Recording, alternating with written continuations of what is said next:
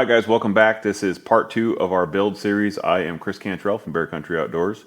We are in my gun shop right now, Cantrell Outdoors. And so far we have done all the machining on this benchmark barrels, carbon fiber barrel to fit this American Rifle Co. Coup de Grace lightweight action perfectly. We're within 1/10,000th of an inch, which if you Google that, that's pretty good. So our next step is to take these components that are in front of me, starting with this Timney. We got a 510 V2 trigger that we're going to be putting in. We have the MDT Hunter 26 ultralight chassis. We got the one with the arc rail in the front and the folder. We're also running their 300 PRC magazine with that, and then we will be mounting the Leupold VX6 HD on top of everything at the end. So let's check it out, follow along. So here we have the Timney 510 V2. It's a 2 to 4 pound trigger. What we're going to be doing is we will adjust it down in that 2 pound range here in a minute. But first we're going to get it mounted in the American Rifle Co. trigger hanger. And they have already modified these for the newer, this is a Gen 1. They have a Gen 2 out already, and it fits the Timneys perfectly. So it comes with their own trigger pins and screws and adjustment screw. So we'll get this set in there. So we're going to take their trigger pins, get those set into that trigger hanger and through that Timney. We'll also gently take our tapper, make sure those are set perfectly. There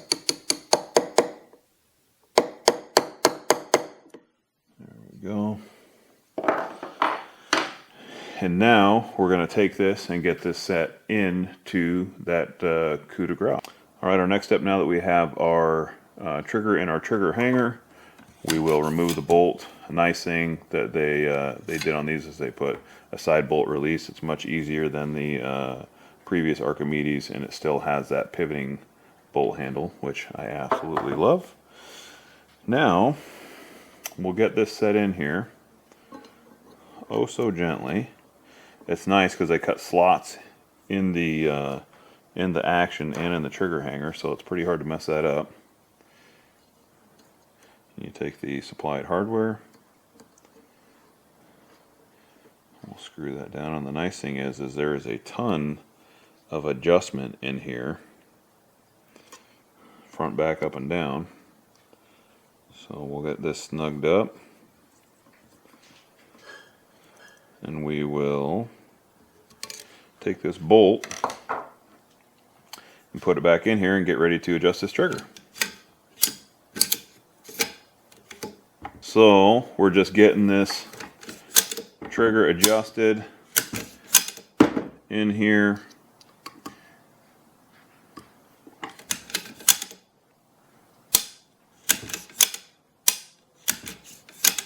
That feels pretty darn good right there. So now that we have our trigger where we want it in the action, we're going to adjust the trigger pull.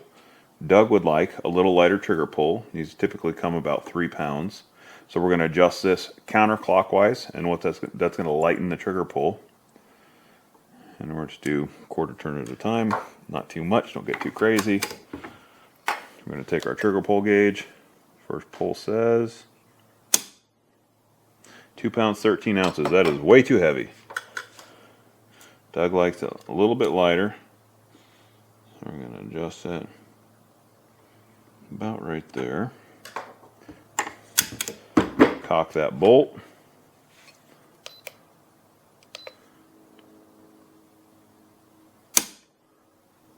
2 pounds 4 ounces. That is pretty darn good. So we'll do that a couple times just to make sure everything is set, and it's the same every time. 2 pounds 3.8 ounces.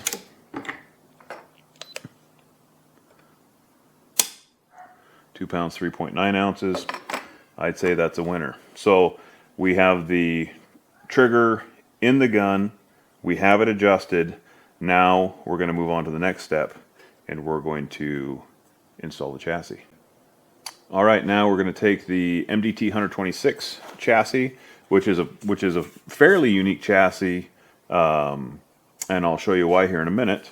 MDT sends you a nice little box of goodies with the chassis, and it has all of your parts and pieces. Has buttstock spacers, action screws, fore-end screws, all sorts of stuff. So first things first, we're going to pull out the action screws here. And very nicely machined, by the way. We'll put our washers on there, and we'll get ready to set this barrel action in there. So when I put a action in, I typically put it in vertical, and I'll tell you why. So when you set these in, the reason that I said that these are different is there is not a recoil lug pocket in these. So the reason I don't have the handguard on, so you guys can see that this recoil lug right here just sits down and abuts the front of the chassis right there, because when you pull the trigger, you know, all the recoil is back. You don't need anything in the front, but there's no bedding on this. So when we put this in, we put it vertical. We want all the weight down. We don't want any sort of misalignment or gap or anything like that in there before we start our screws. So let's get our wrench. When you're putting these in, I usually start with the front one here, and I'll just get it started. I won't. I'm not looking to tighten it up at all. And then the back one here is the long one. I don't have my glasses and I can't see anything, so I'm going to put those on. There we go. Now we can see. So we'll get these started here. Make sure everything is nice and aligned properly. And we're not going to snug everything up super tight right now, because we're just making sure everything is fitting correctly. Double check your bolt lift to make sure that your front action screw isn't too long. Guys who've done this with like a standard Remington 700 know that you can run that screw in and it can't be too long, and then you can't lift your bolt. So double check that. Same with the back screw. It can come up too high. When you go to pull your bolt out, it won't open all the way. So that fits quite nicely. Now this handguard that they have slides over the end of your barrel and comes straight down and fits snugly right over the end there, and that has three screws here, here, and here, and so that is in our kit as well. And so we'll open those screws up. I believe there they are right there. This also comes with the studs as well for like their Uncle Mike's type sling.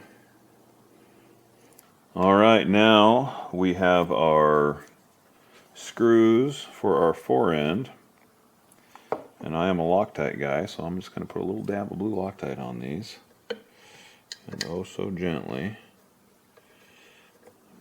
send them to their home. And these fore ends are countersunk quite nicely, so we'll just gently put all of them in place. One on the left, one on the right, one on the bottom. And we'll get those snugged up, and then we will move on to the buttstock. So on the MDT Hunter 26, they have an option for a folder. Now, there's multiple uses for a folder. It's nice. You can fold it up for your backpack or put it in your truck. Many things. But another nice feature is when you're working on it, it's right there. It's super easy, right? So the little kit comes with spacers, and it also comes with longer screws. So I know when you buy products, a lot of times guys will like throw a bunch of the stuff away. Do not throw that stuff away, because say for instance you buy this and you want it to grow like with your kid, or maybe the length of pole fits your wife, but maybe you're going to want to shoot the chassis later. So do not throw the screws away, because the other screws are significantly longer. So we're going to swap the little washers that are on the existing screws to the longer screws, and then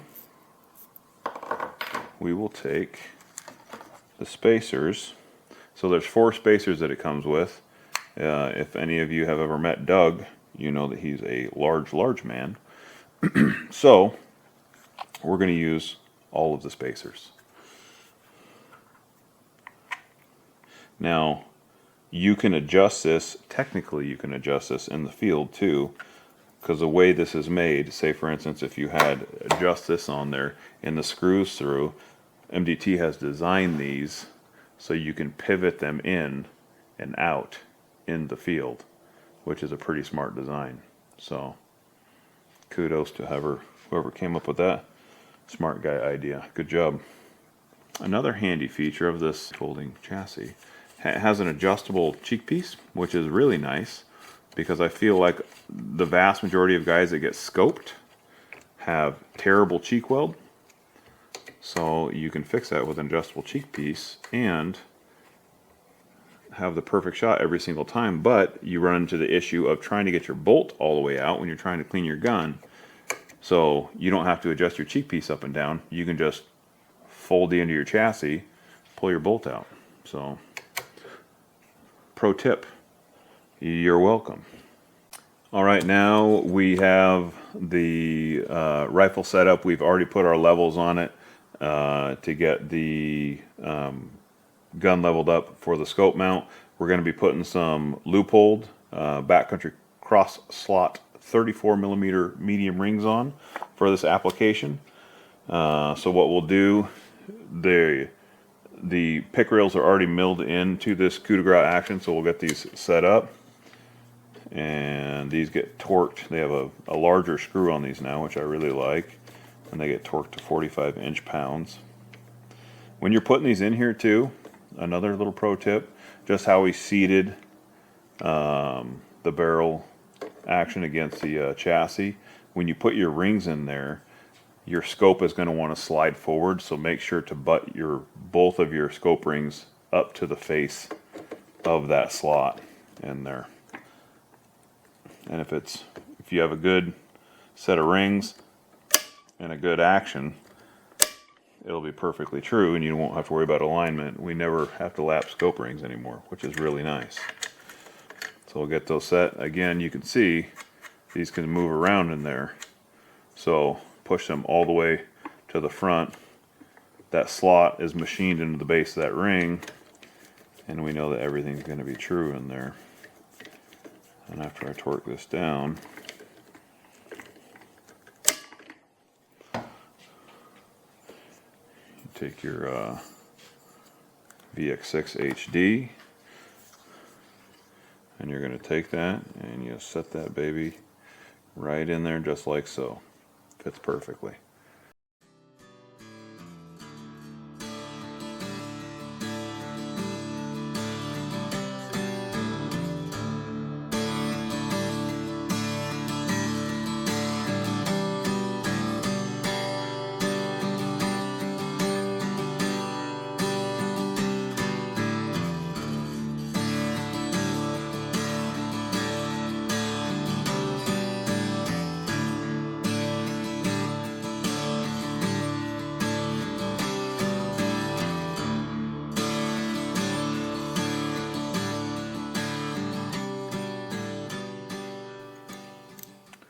All right, we have everything good and purple Loctited up there for our smaller ring cap screws.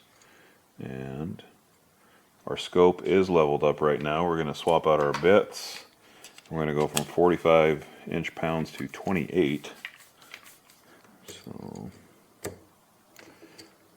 get all of them started. Don't run them down tight.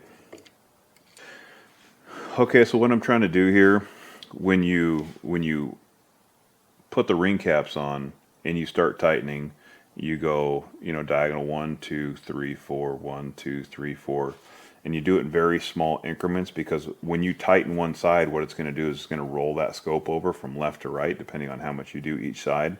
So watch your gaps in your rings, because you want equal gaps on each side. These typically should not be touching. And then you're watching your levels as well. So I got a level on the end of the barrel there, and I have a level on the top of the scope, and I'm watching both of those, and I'm watching my gaps at the same time. And like I said, you're not running it all the way down to the bottom, because your scope's going to be way off, and then you're going to suck. So don't do that.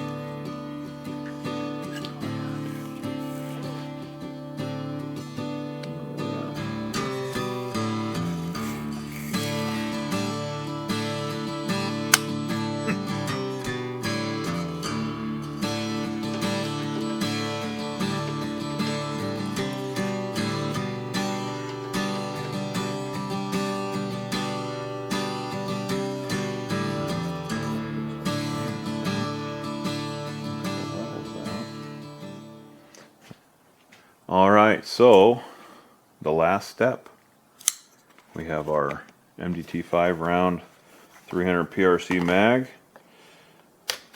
and we're going to put this in, and it's range time. So these chassis have built-in mag release into the trigger guard, which is super nice.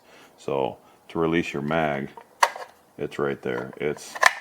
I don't like the big huge lever that sticks down, so that's really nice feature. So completed gun right there. MDT Hunter 126 chassis, MDT magazine, American Rifle Co. Coup de Grace lightweight action, benchmark barrels carbon fiber blank that we cut here in the shop, Leupold Backcountry rings, Leupold VX6 HD scope, and Timney trigger. We're ready to rock and roll.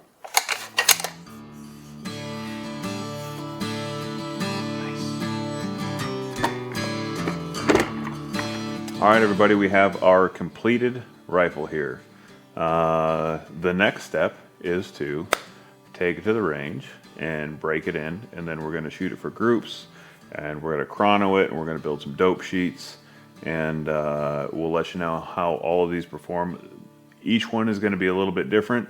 Of the 3 rifles that we put together, they're all basically the same components, you know, MDT chassis, American Rifle Co. actions, Leupold scopes, the benchmark blank, the Timney trigger, but different lengths. I'm going to run a can. We have some brakes. We have a little bit different scopes. So I'm curious to see how all of them perform. So tune in and join us at the range here next.